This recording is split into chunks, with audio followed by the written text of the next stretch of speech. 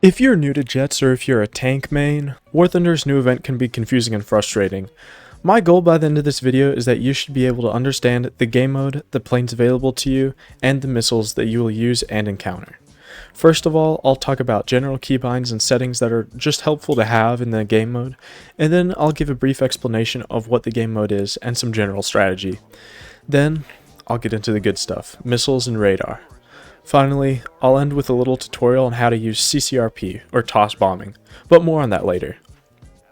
And just a disclaimer, if you've been struggling to find matches and you're queuing for US, it might benefit you to enable the Join Active Battle setting. Now, for general helpful settings, one of the most important things to disable is the Instructor Auto Restriction near the ground. This causes you to be unable to pull and roll very well when you're hugging the deck. Once disabled, it will allow you to pull, roll, and maneuver when near the ground. This makes avoiding enemy anti-air much easier. Two more keybinds you'll need for this game mode are Switch Secondary Weapon and Countermeasures. Switch Secondary Weapon allows you to switch which missile you have active, so you can swap between your heat-seeking and your radar missiles. Countermeasures allows you to drop flares and chaff to defeat and distract enemy missiles. Another setting that could be useful is Toggle Cannon Ballistic Computer. This will make your gun computer calculate where your bullets will hit on the ground, which makes it a lot easier to hit ground targets.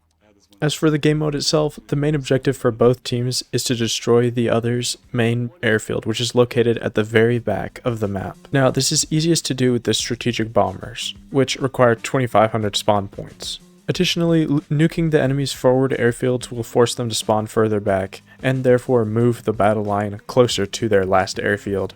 It's basically a big game of tug of war. The aircraft for the US side are as follows: the A-10A, the A-6E Tram, the F-4E Phantom, and the A-7E, and the B-52. The A-10, A-6, and A-7E are mostly suited for ground pounding rather than combat, and I'll be taking a more PvP focus, so I'll be talking about the F-4 Phantom and the MiG-23. The free vehicles for the USSR are the Su-25, the MiG-23, the Su-24, and the Tu-95.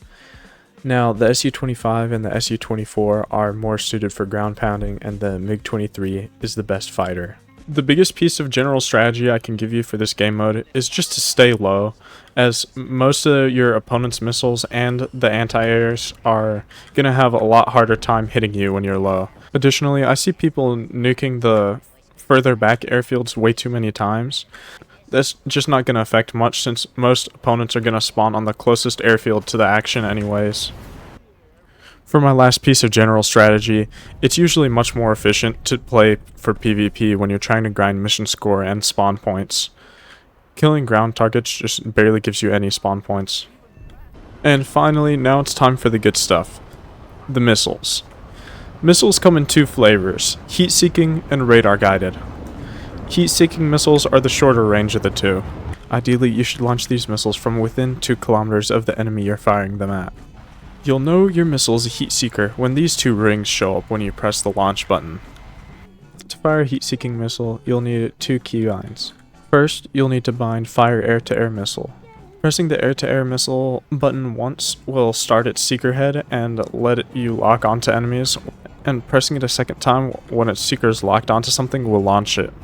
You can tell a heat-seeking missile is locked on when the ring suddenly turns red and follows the track. Sometimes when you're using heat-seeking missiles, they'll lock onto stuff you don't want to launch at, like the sun or a player's flares. In case this happens, you should bind the keybind Weapon Lock Air-to-Air.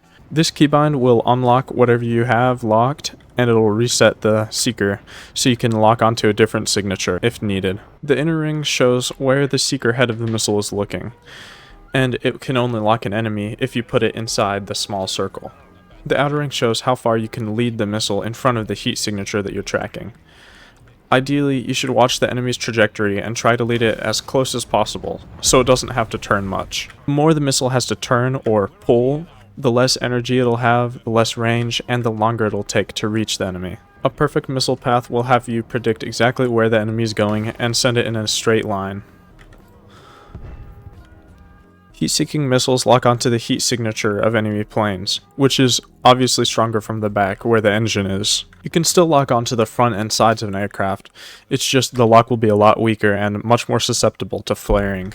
One singular flare drop is more than likely going to completely defeat your missile, so you should attempt to fire these at enemies that are unaware of you. These are the easiest and most consistent missiles to use, although they're very easy to defeat. When it comes to radar, you're going to need a lot more keybinds. Your radar is just basically a giant searchlight that attempts to find planes in the air and will track them for you. You can tell where your radar is looking by where the green lines are on your screen. On your radar screen, enemies will show up as a single line, and friendlies will show up as a line with another one stacked on top of it. The further up the line is on your radar screen, the farther away the enemy is. To start, bind select radar/IRST target to lock. This keybind allows you to cycle through the contacts you have on your radar. For instance, on my radar screen right now, I have these two planes that are in front of me, and upon hitting the keybind, I can switch which one I have selected. Next, you'll need to bind lock radar/IRST on target. When you hit this button, it'll take the target you have selected on your radar screen and it'll attempt to lock it. Both the F4 and MiG-23's radar struggle to lock an enemy if they're really close to the ground, so you'll really only be able to lock up enemies that are flying a little bit higher than treetop level. Additionally, if you are above an enemy, you might have a much harder time locking them, as ground clutter will often interfere with it. When you have an enemy locked up and you get close enough, your crosshair will turn into a lead indicator. If you put that on the enemy and start firing, it should be an approximate guess as to where you should shoot. Locking enemies up on your radar can take some time and isn't always the most reliable, so binding the radar/IRST beyond within visual range keybind allows you to switch modes between your standard search radar, which is what I'm on right now, and your ACM mode, which attempts to lock anything in front of the nose. For both of these radars, they'll only see targets within their radar bounds, which are denoted by the green lines moving across the screen. The ACM mode differs between the F4 and the MiG-23. For the F4, it's a square, but for the MiG-23, it's a large rectangle that goes high above the front of the nose. ACM mode has a much more limited range than normal search radar, but it makes getting a lock on an enemy you already see a whole lot easier, and it's usually faster to lock them this way. Once you have a lock with your radar, hitting your launch air-to-air missile button will show up a new radar ring inside the track. This shows the current status of your radar missile and shows whether or not your missile will have enough range to hit the enemy. The inner ring shows that the missile is looking at the right target, and the outer ring shows how much range it has. If both of these circles are full, that means your radar missile likely has enough range to hit the enemy. You can still launch even if both of these circles aren't full. The missile is just less likely to have enough energy to hit. Now that you've got your target locked up and your radar missile selected, it's now time to launch the missile.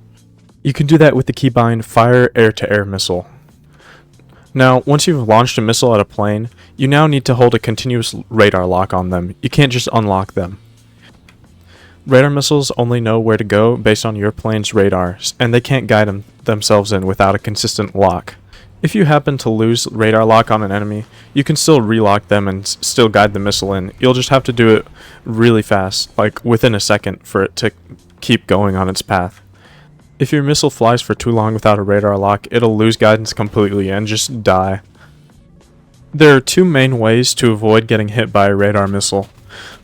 The first one involves flying perpendicular to the missile and dropping chaff at regular intervals. This fools the other plane's radar into locking onto the chaff, and therefore losing a lock on you.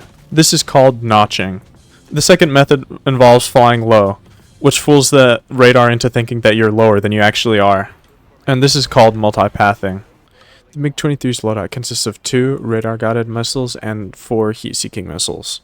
This missile, the R-24R, it's got good range, it's fast, and it can even hit after being chaffed. The F-4E's missile, the AIM-7E2, has less range and less pull than the MiG-23's missile. Ideally, the R-24R should be launched within 8 kilometers, and the AIM-7E2 should be launched within about 4 kilometers. You can still definitely hit enemies outside of that range, but the further away you launch your missile from, the more time they have to react and get low. You can find the new anti-radiation missiles on pretty much every strike craft in this game mode, and you can tell that it's an anti-radiation missile if you hover over the description. You'll need 2 keybinds to use this missile. The first one is Fire Air-to-Ground Missile. The second one you'll need is Weapon Lock, Air to Ground.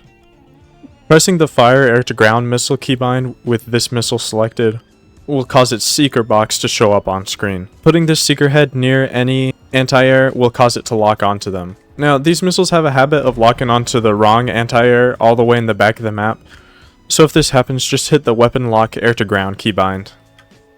Since these missiles lock onto radar signatures, they can not only lock onto anti-air radars on the ground, but they can also lock onto planes. Now, I wouldn't suggest firing these at planes since they turn extremely slowly, and they're just generally better suited for firing against anti-airs. Once you're close to an anti-air's radar, just hit the Fire Air to Ground missile button again, and it'll launch on the target. And finally, to use CCRP or toss bombing, you'll need 2 keybinds. The first keybind is Activate Target Point. This is how you put the point on the map that you'd like your bomb to be dropped on. And pressing this keybind will change it to somewhere else. I still usually find it easier to just use the map to do this, since you can put it directly on an airfield or base.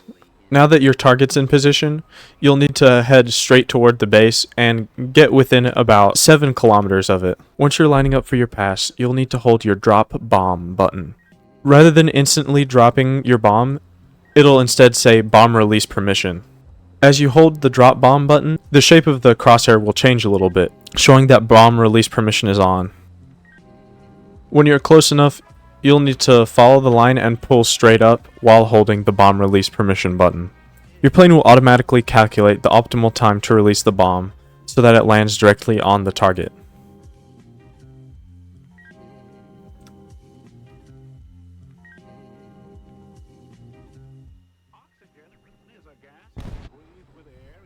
Using this method to drop nukes on enemy airfields will make it easier and safer since you only need to pull up for a little bit and you don't need to be as close to their airfield. That covers basically all the basics with the event, with missiles, radar, and the planes available to you. That being said, thanks for watching and good luck in the event.